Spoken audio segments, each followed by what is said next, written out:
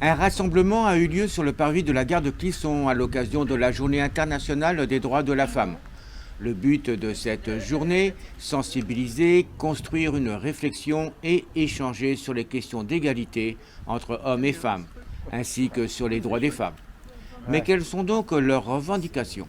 Effectivement, il y a eu une avancée par rapport à l'IVG, mais il faudrait que l'IVG ce soit pour tout le monde, parce que là, c'est ce qu'on se dit aussi, si c'est un droit, tout le monde aura, même les femmes qui n'ont pas trop de moyens, que là, c'est juste une liberté de l'IVG, mais est-ce que toutes les familles auront accès? Ça, nous ne savons pas.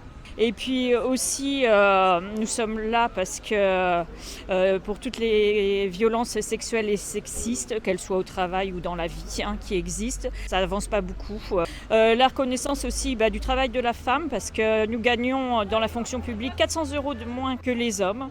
Il faut savoir que les emplois féminins, beaucoup sont à temps partiel, non voulu, parce que les femmes ont des enfants, il faut s'occuper aussi des enfants.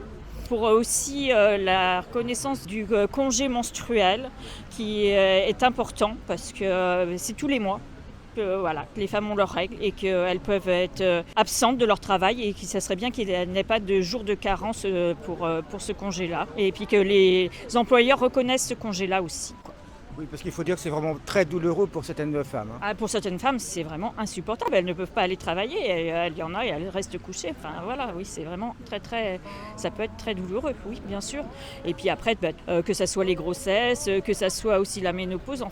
Pour reconnaître tout ça, les femmes, elles subissent beaucoup d'inconvénients dans leur vie. Même si c'est moins pire chez les hommes, il y a également l'andropause quand même. Oui, bien sûr, mais bon, c'est moins pire. C'est moins pire, voilà. Des associations féminines ainsi que des collectifs se sont regroupés pour faire valoir leurs droits et faire changer la société. Alors, c'est un regroupement de plusieurs associations du vignoble nantais, notamment la Solide, l'Amicale laïque d'Aigrefeuille, Qui nous aime nous suive, les Écolorés, etc. etc. Donc c'est notre dénominateur commun, ce sont des associations féminines avec des représentantes féminines. Et on est là aujourd'hui parce que c'est le 8 mars et que c'est la Journée internationale des droits des femmes. Est-ce que c'est vraiment important que vous soyez là aujourd'hui donc à Clisson? Est-ce qu'il y a encore des violences faites aux femmes? Est-ce qu'il y a encore de la discrimination de genre, mais pas que? Oui, ça existe encore malheureusement. Donc tant qu'il y en aura, on sera là. Et que pensez-vous qu'on puisse faire pour que cela n'arrive plus? Être là tous ensemble et lutter contre le patriarcat. Et au niveau du gouvernement, de la justice, qu'est-ce que vous pourriez demander? J'attends pas grand-chose du gouvernement. En fait, c'est plus une histoire de société, de prise de conscience de société, plus que de loi et de justice. Évidemment, les lois sont importantes, mais tant qu'il y aura des gens qui pensent que non, les hommes et les femmes sont égaux, il n'y a pas de problème, on n'aura pas fait le job en fait. Ce que moi j'attends concrètement du gouvernement, c'est qu'un homme qui violente sa femme doive tout de suite partir de l'appartement et avoir un bracelet électronique qui fasse qu'il ne puisse plus approcher sa femme ni ses enfants s'il n'a pas l'autorisation du juge, mais qu'il y ait ce genre de décision qui soit prise, qui soit automatique.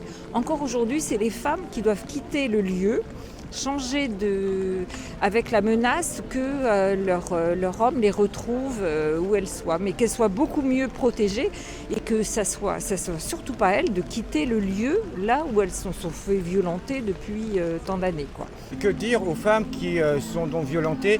Qu'est-ce qu'elles doivent faire? Les femmes qui sont violentées, qu'est-ce qu'elles doivent faire?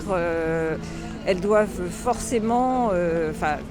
c'est compliqué, hein. On sait que c'est très compliqué pour les femmes parce qu'il y a la question de l'emprise, il y a plein de questions qui font que des femmes restent pendant un certain temps, même avec leur violeur ou parce qu'il y a aussi des viols dans le cadre de la famille quand même. Voilà, c'est quelque chose de complexe et comme le disait Marie, ça passe aussi par l'éducation, ça passe aussi par la transformation de la société qui fait en sorte que les hommes ne mettent pas de côté leurs émotions, qu'ils se rendent compte, qu'ils soient... j'ai eu du mal à l'exprimer, c'est qu'ils ne rentrent pas dans ce rôle de violeur parce qu'on sait quand même aujourd'hui, il y a des chiffres qui sont très parlants, que 91% des viols se produisent avec des personnes de l'entourage des personnes. C'est-à-dire de croire que c'est en revenant dans la nuit qu'on va se faire violer, c'est vrai, ça peut l'être, mais malheureusement c'est souvent des gens de l'entourage. Donc c'est ça qu'il faut transformer. On veut bien croire que les hommes peuvent changer, mais faut-il encore donner des signes très clairs dans ce sens-là et changer énormément de choses. La contraception, c'est pas qu'une affaire de femmes, c'est une affaire de femmes et d'hommes. Il n'y a pas que nous qui devons le porter. Et le fait qu'il y ait encore énormément d'IVG aujourd'hui est lié à une contraception qui n'est pas du tout portée par les hommes.